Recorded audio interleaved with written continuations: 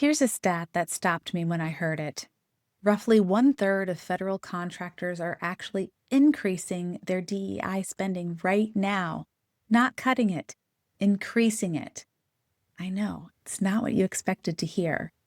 My guest today is Jamie Henkel, Vice President of Learning and Inclusion at PFLAG National, and she brought that number into our conversation almost as a side note, but I couldn't let it go.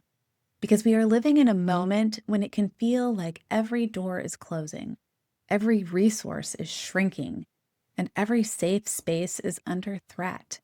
And the reality is much more complicated than that, more human than that. Jamie and I talked about PFLAG's brand new resource, Creating Pride in Families, a library built specifically for parents and caregivers of LGBTQ plus people who want to create peer support networks inside their workplaces. Think of it as a Pride ERG, but built around the unique experience of being the parent in the room, the one who loves someone LGBTQ plus and is still figuring out how to show up well. We also talked about something that I think every parent needs to hear. Silence is not neutral. When you say nothing, your LGBTQ plus loved one hears rejection. And messy allyship, the kind where you try and stumble and correct course, is not just acceptable, it is the whole point. Jamie has been with PFLAG since 2008 and has spent her career building the tools that help families and allies do this work with more courage and less fear. This conversation is for anyone who loves someone LGBTQ+, fully and imperfectly, and is still figuring it out.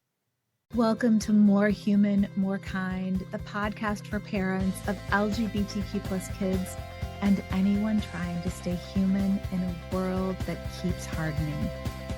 I'm Heather Hester, and here we talk about fear, belonging, boundaries, courage, love, and what it means to protect what matters without losing yourself in the process. Your child doesn't just need a parent who's informed, they need a parent who is grounded and strong. Let's take a breath and let's begin. Welcome back to More Human, More Kind. I am Heather Hester. I am delighted to have today's guest. This is such a special opportunity for me and for all of you to get to meet and listen to Jamie Henkel, who is here from PFLAG National today. I'm so excited about all of the things that we are going to talk about. But before we get into that, I'd love to just give you the floor and introduce you and just thank you so much for being here today, Jamie. Yeah, thank you for having us. I'm really excited to be a part of this conversation. My name is Jamie Henkel. My pronouns are she and her, and I am the Vice President of Learning and Inclusion at PFLAG National. I have been with PFLAG for 18 years. I started on our operations team immediately after I completed my undergrad and moved into what is now the Learning and Inclusion Department in 2011. It was called something different at the time. And then I took on a leadership role in the department in August-ish of 2023. So I've been in this role for almost 3 years. So you've been able to really see the rollout of so many, the rollout and the growth really of PFLAG in general, but of so many fantastic programs that you offer to parents, to allies, to caregivers. Today, specifically, we're going to talk about first this new program that you are rolling out into workplaces, creating pride in families. And I would love if you could give a broad overview of this program, and then we'll get into the nitty gritty of it. Yeah, absolutely. So PFLAG has worked with corporate and philanthropic partners for really the duration of my 18 years at PFLAG. And that has mostly been in the realm of ally engagement work. So we have gone to workplaces all across the country to help LGBTQ plus employee or business resource groups engage more allies, get them involved in that work that is happening within the company. And through that programming, we have developed really great long-term relationships with some of our philanthropic partners. And over the last couple of years, we were hearing more and more from those partners that they had just seen this huge influx of parents and caregivers and family members coming to those Pride or LGBTQ plus employee groups because they were in need of information. They were in need of guidance. They were in need of support. We're in this very tough moment in the country. And so they needed something. And in partnership with parenting or caregiving employee groups, these LGBTQ plus groups wanted to provide some sort of support to those families. And we saw in some places that really sort of from the grassroots, something that was very much like PFLAG formed at these companies where parents were coming together at some sort of regular cadence to have a sort of closed door meeting where they were supporting one another, they were learning from each other, they were coming together to say, like, this is the information we need from our employer, these are the kinds of benefits we are looking for our families. And as that was happening, we realized that the work that the PFLAG chapter network had been doing for 50 plus years and the work that our chapter engagement team has been doing to support those meetings happening in more than 350 communities could be used to also help to support these parents groups that were coming together in the context of their work days.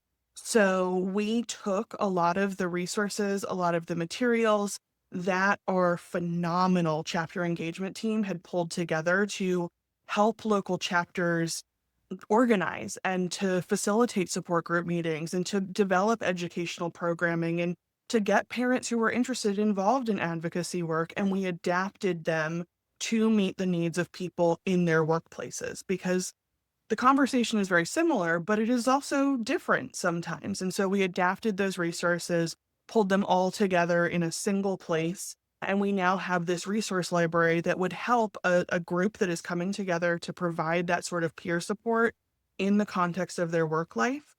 They now have guidance on everything from icebreakers to start meetings to how to handle any safety concerns that might come up in groups like that. I mean, it really is a wide variety of resources that are available. And it is also a place where we hope that many of the resources that parents who are very early on in their journey are looking for to help them learn basic terminology, to help them learn the very basics that they need to know as the parent of an LGBTQ plus person, that is all collected in one place. So they're not having to do hours worth of research to get what it is that they are looking for. I have spent some time going through it and looking at all of the different pieces that you've put together, and it is really fantastic. First of all, it is all in one place, but second of all, like you said, it really does speak to that person whose child who has just come out to them or their young adult has just come out to them. It also has a lot of great sources for parents who are a little further down the road, allies who are kind of stepping into what does this mean to be an ally. And so I was very impressed with what I saw and what you all have put together. You had mentioned in there the part of the need for this is because of kind of the current climate that we find ourselves in. A lot of companies have been downsizing their DEI, have been taking those programs completely out. How have you seen that affect what you're trying to do here? I think that it is important to acknowledge that there is a very big divide between companies that hold federal contracts and those that don't. But even within companies that hold federal contracts, we're seeing that about a third of them are increasing their spend on diversity, equity, inclusion, belonging, accessibility work. And that when it comes to some of this climate, I think there is something that's magical about this work of providing just support to people in need. And this is open to anybody because that seems to be one of the huge concerns right now is that somehow these sorts of employee resource groups were meant to be exclusionary, which was never the case. But in providing support to a parent who says, I have a child that I want to support, that really illustrates how this work has always been for everyone, because anyone can have an LGBTQ plus child. Right. And I think that one of the things that we are seeing with maybe budgets that have been cut a little bit for that sort of work internally, for a focus on programming that is more internal and maybe not as external, not as publicly available, not as visible, that the partnerships we are seeing develop between multiple ERGs, the parenting and caregiver Yeah. group and the LGBTQ plus coming together to offer programming together, or the LGBTQ plus and the group for veterans, or the group for people who are Black and African American, or whatever the case might be, that that is this huge net positive from some of the climate, that we're seeing people recognize those intersections and come together to do this work. So I almost think that without the climate, this programming may not have been so, like the need may not have been so evident for us. And it seems what I'm hearing is that there was an initial shock of like, oh my gosh, this is happening, and reading into what was being said and responding to that. It's easy to get kind of swept in that, like, all DEI has been canceled and there are no support groups for anybody. And if you are of any marginalized group, you need to just lay low. And that's not the case at all. And so I appreciate you articulating that and highlighting all of these different programs. And I like as well, because it seems like this was something that may not have been seen as an opportunity, either, is the fact that different groups are coming together, right? And it's that it's given an opportunity not only for collaboration and intersectionality, but also letting others know this isn't exclusionary. You are welcome here. We want people in here who are, I mean, ally is not a specific LGBTQ term, right? You can be an ally to any community that you're not part of. And so I think that's a really important thing for people to understand as well. So thank you so much. Have you come across any people or companies or any of your partners who have felt like, we're really not sure what this is? We feel like there might be a need, but they're very much in the like, I have no idea what to do. Like, can you hold my hand through this? Yeah, I mean, absolutely. And the thing that I think is really important about this work is that, much like when a PFLAG chapter forms in a community, it does have to come from the bottom up. It has to come from the grassroots. And so the places where we have seen this work be most effective is in those companies where a parent, a caregiver, a family member has said, I'm going to take the reins. I'm going to make this happen. I have the passion, I have the dedication to jump through the hoops that need to be jumped through, and to, come up with a mission statement and do all of the things that would go into forming an employee group within the context of that company. Because how that happens is a little bit different depending on where you work. And so we have seen some organizations that conceptually they think this is a really phenomenal idea, and they're interested in creating the space for people to do it should they want to, but they still need that one person or that small group of people to really take the lead and help it come to fruition. Because for the parents, for the caregivers that I have seen create this groups, this is a labor of love. This is in addition to their day job. This is giving their time and their talent and their treasure and their blood and their sweat and their tears to make this all happen. And so you really do need people who want to create this space and who have the passion to be sure that it happens. Absolutely. So, just to break that down a little bit not more, for someone who is listening and says, that's me, Mhm. what do they do? I think that the first thing that I would recommend is reaching out to the lead of the employee group, either for LGBTQ plus folks and their allies or for parents and caregivers and their allies. That might be at your location that there is a lead that you can touch base with. It might be something that is a little bit more regional or national, but start there because those folks will have an understanding of what it takes to create a new employee group at your company. And if they don't know exactly the steps, they know who to get the information from. After that has happened, we have seen some organizations where rather than there being like a standalone employee group for the parents and caregivers of LGBTQ plus people, it becomes a subgroup. It becomes an offshoot of the Pride ERG or the parenting ERG. But we have seen some where it becomes its own thing. And so making that first touch point, getting the information on like what would this look like here at our company, to me is the first step.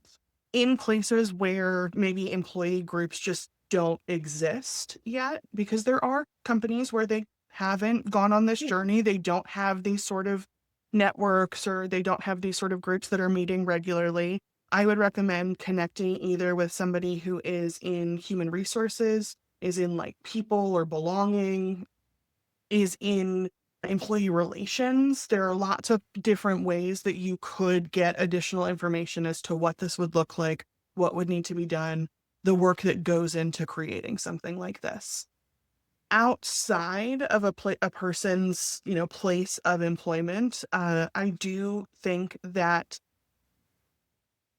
creating Pride in Families is a good place to start because it can help you to connect with some of the organizations that PFLAG has partnered over the years that have really specific advice on here's how to make that business case, here's how to demonstrate return on investment for employee groups or networks like this. And so that could be a good place to get started and to branch out so you get the information that you need. Great. And that information is linked in, it's on the website with the Creating Pride in Families. Yeah, yeah, it would be in the section that we have that is centered in educational resources. We've listed Perfect. a number of those organizations that PFLAG has partnered with over the years that do work in the same sphere that we do in Mhm. engaging allies and working with LGBTQ plus employee groups. And there are some, I mean, step by step, here is how to create an ERG resources that are out there. And we did our best to collect them in that educational resources section. Amazing. Oh, that is fantastic.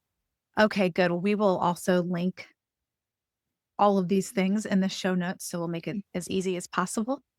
I want to shift just a tiny bit into kind of more general PFLAG talk. I have two questions that I think would be really interesting to hear more information on. First, for the listener who happens to live very remotely, who may not live near a town or a city that has a PFLAG chapter for in person gatherings, what would you recommend to that person? So, a couple of things. One of the very few net positives of the COVID-19 pandemic is we did see many of our chapters start to have an online presence that did not exist prior to that.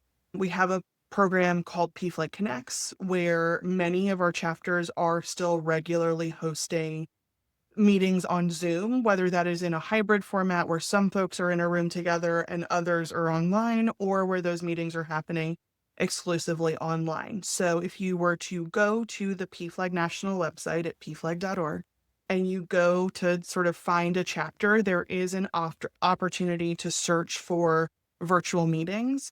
And I think a lot of folks, they want to go to virtual meetings that are close to home, but anybody could go to a virtual meeting hosted by any chapter. And so there isn't that sort of same geographical constraint.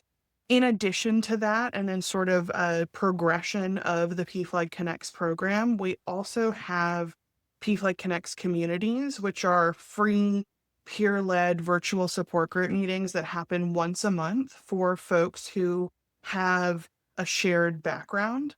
So right now we have 7 groups that meet regularly. We have one for LGBTQ plus people and their families who come from the armed services or the military. We have one group that is for Latino LGBTQ plus people and their families. We have a group for Black and African American LGBTQ plus people and their parents, families, allies. We have a group for dads. We have a group for grandparents. We have a group for Asian American, Native Hawaiian, and Pacific Islander LGBTQ plus people and their families. And we have a group for folks who have gender diversity within their families. It's called Gender Spectrum. You can learn more about when, where, how these groups meet on the PFLAG website as well. They do require folks to register to get the login information, but that any detail that is provided is kept completely confidential. And that is another opportunity to connect virtually if you don't have a chapter that is close by. In addition to those virtual meetings that are happening, I do think we have publications that can be exceptionally helpful for people. They are downloadable, they are free. You can print them if you want to have a tangible piece of paper in hand. But we have these really phenomenal publications that are available in English and in Spanish for parents, for caregivers that focus on different topics. We have PFLAG publications that are just sort of generally for the parents of LGBTQ plus people called Our Children. We have a book that is specifically for the parents and family members of trans and non-binary people called Our Trans Loved Ones. We have a resource that is available for parents and caregivers who have questions about how to reconcile their religious background or their faith tradition with having an LGBTQ plus child called Faith in Our Families. We have a publication called At Ease for military families. We have a resource that was developed in partnership with another organization called Supporting Your LGBTQ plus Grandchild, like really, really great stuff. And in addition to that, we have a few publications that were written with just sort of more general allies in mind. So there's the Guide to Being an Ally to LGBTQ plus people and the Guide to Being an Ally to Trans and Non-Binary People. So if you're a reader, we've got quite a bit for you. And then the last thing that I will mention is in terms of finding that support. We do have a nationally based online community that is currently on Facebook. So if you were thinking to yourself, I don't fall into one of those identity groups Jamie just went through, but I still want that virtual support because I can't get somewhere geographically, that might be a great opportunity to connect with PFLAG resources, to meet other parents virtually like you, to find that peer support that is what makes PFLAG so magical. Great. Oh, that is phenomenal. So that actually leads perfectly into my last question for you, which is you've obviously created all of this information to be an incredible support. But I think one of the reasons you've also created it is because it is really important for us as whether it's a parent, the caregiver, the ally, to do our own work. And this is something that I talk about a lot, to do our own learning, to do our own unlearning. Could you talk about that a little bit more? Yeah, absolutely. My team at PFLAG, we spend a lot of our time providing education and training and workshops to different audiences. And we will often talk about the fact that when LGBTQ plus young people are asked, like, what does support look like to you? One of the most frequent responses that they give is that the adults in my life do their own homework Mhm. and that they try to learn more about the issues that I might run into or what I need them to know without the labor of educating them being on me. Not articulated in exactly that way, but it is one of the ways that young people say, this is what support looks like, is mom Right. and dad doing the homework. Yeah. And so I think that is why tapping into organizations like PFLAG, tapping into the publications that we offer, tapping into the monthly webinar program that we have called PFLAG Academy Online, tapping into the LGBTQ plus history documentary series on Discovery Plus or whatever it is can be so important because while it's okay to ask questions, we can't expect our LGBTQ plus loved ones to be Google for Right. us. We have the capability of doing the homework ourselves. And I think that so many people are afraid that if I don't know everything, if I don't know everything, if I'm not an expert on all things, I can't do anything. And I think we need to shift away from that mindset. Okay. And I think it would be great if everyone early on learned the difference between a word like bisexual and pansexual. Do I think you need to know the textbook definition of how those two words are different in order to be a good ally? No, I think there's lots of things that you can do without being able to say, this is what that word means, this is what that word means, and that this is how they're different. Like, Right. you can be a really, really strong advocate and ally and also say, I don't know, let's find out together. Right. You can still Absolutely. yeah, you can still be a really great ally and say, "I don't know, but let me get back to you." Mhm. Like, people get so hung up in, "I have to be the expert," Mhm. that it comes at the expense of actually taking action, and I'm not a huge fan of that. No, I think it's very easy to just get frozen and then not do anything at all. Right. And that's the absolute worst thing you could do. It's far better to learn, make a mistake, apologize for the mistake, go back and figure it out. Um, own the mistakes. That's like the best thing you can do because everybody's going to make them. Feels like in the moment the worst thing you could possibly do, but it's really not. And I appreciate you saying all of that because I am Yeah. a big believer in that as well. And Yeah, and one of the things that we have really been trying to reinforce over the last couple of years in the work that me and my team do regularly is that silence is an action. Mhm. Every time you don't like if you are nervous about making a mistake, if you are concerned that by speaking up people are going to think that you are LGBTQ plus, if you are quiet because you just don't want to have an argument, every time you make the decision not to do something, that is an action. That is a choice that you are making. And for so many people, the thought process is not mom and dad aren't saying anything because they don't want to start a fight. It's mom and dad aren't saying anything because they don't love me. Yep. And like silence is an action, and we need to be very aware of that. And if we want to show up in more meaningful ways, we got to push through some of that discomfort and some of that fear and some of that nervousness that comes around the possibility of making a mistake because silence is perceived as rejection. Yeah. Yeah. 1,000%. Yes. Oh my goodness. Yes. Thank you for saying that. I appreciate that. I like that you hit on being uncomfortable because it is uncomfortable to learn and to shift and to grow. And that is what your child or your loved one or your friend is also going through, right? So nobody's in this alone. It's just, it can feel very isolating. It can Mhm. feel very much like you are alone. But the more that we do speak up, ask or say the thing that we're like, I'm not sure if I'm going to say this right. Like, it's so much better to just say the thing. I love this person. I love this kid. I'm probably not going to say this right, but this is the way I feel and let it come out messy. Mhm. Messy is way better than nothing. Yeah. We quote Miss Frizzle in one of our workshops that we offer for parents and caregivers, really encouraging people to take chances, to get messy, to make mistakes, Yep. because that is where learning and growth happens. And I think that especially when we are talking about relationships that we have with young people in our lives, we can also get hung up on the like, well, if this kid gently corrects me, that's sometimes perceived as disrespect. And I'm not suggesting we need to let teenagers be disrespectful of all the adults in their life, but a gentle correction and saying, Mom, they.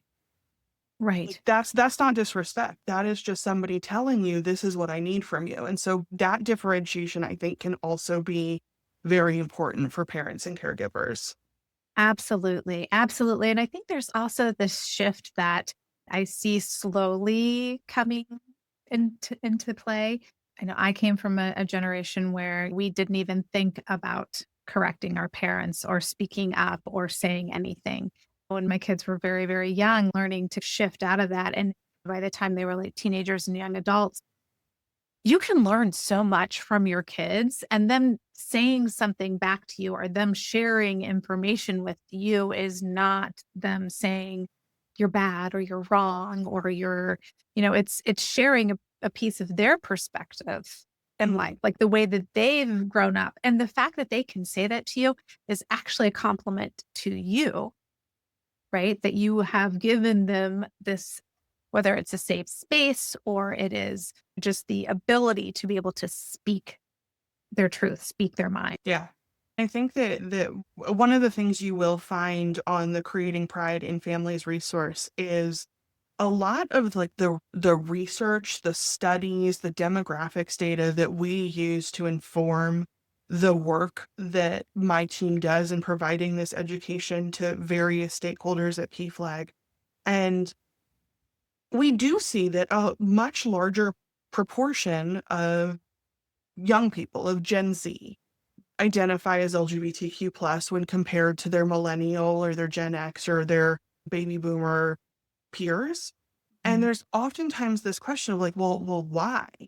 mm, And I think the answer is exactly what you were just saying is we have created families and communities and schools and workplaces where people have access to the language that they need to describe their own experiences. They are able to see happy and healthy role models that are people who are just like them. They have places where they feel safe and affirmed. I mean, that is, in my opinion, why we are seeing some of that increase. And that's something we should take pride in. That's oh, something we shouldn't criticize. I'm so proud that in the last 20 years, we've created space where that can happen.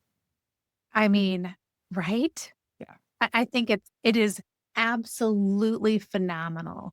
There's a lot of other stuff going on out there that is not so cool and not so great, but it doused this, Mhm. right? If anything, I feel like it has made people have more resolve, has created more resilience, has had people come together. I think that initial fear Mhm. has been like, okay, now we're good. We are going to come together. We are going to fight. We are going to speak. And I think that is just incredibly valuable. Yeah. Jamie, this has been an incredible conversation. I have loved having you here. I'm wondering if there's anything else that you would like to share. I will give you the floor and give you the last few minutes here. Yeah, I mean, because we have been talking about the Creating Pride in Families resource library quite a bit, I do just want to let people know that this is also meant to be a living resource. We do have intention of adding a couple things that PFLAG is going to create to support that work of creating a peer support group network for parents of LGBTQ plus kids in workplaces over time. And if there are resources that you think we should add, if there are resources that were helpful to you as a parent, if there were things that you would love to share with others, you can always reach out to the PFLAG team. It might take us a little while to vet things, but we are always open to that sort of feedback because we want this to be that one place that people can go. We want it to be that repository. And in order for that to work, it has to be something that lives and grows and expands over time. So check back regularly because we will always be adding new things. And if there's something that you think could be of use to parents or caregivers that are like you, send them our way because we'd love to check them out. Amazing, amazing. I think that is so valuable. And I second that. I always encourage people to reach out and say, hey, this is what works well. This is what worked Yeah. well for me. So thank you for sharing that. Well, thank you so much for being here. I am so glad we were able to have this conversation. And everyone listening, go check this out ASAP. Thank you, everybody. I want to thank Jamie again for being here. And I want to thank everyone at PFLAG National and everyone at PFLAG around the country for what you do every single day. It matters more than words can possibly say. If you want to explore creating pride in families, find a local PFLAG chapter or connect virtually through PFLAG Connects, head to pflag.org. The direct link to Creating Pride in Families resource library will be in the show notes. And if this episode resonated with you, share it with someone who needs it, a coworker, a fellow parent, someone who loves an LGBTQ plus person and who is still figuring out how to show up, because that's how this work spreads, one conversation at a time. Until next time, keep becoming more human and more kind.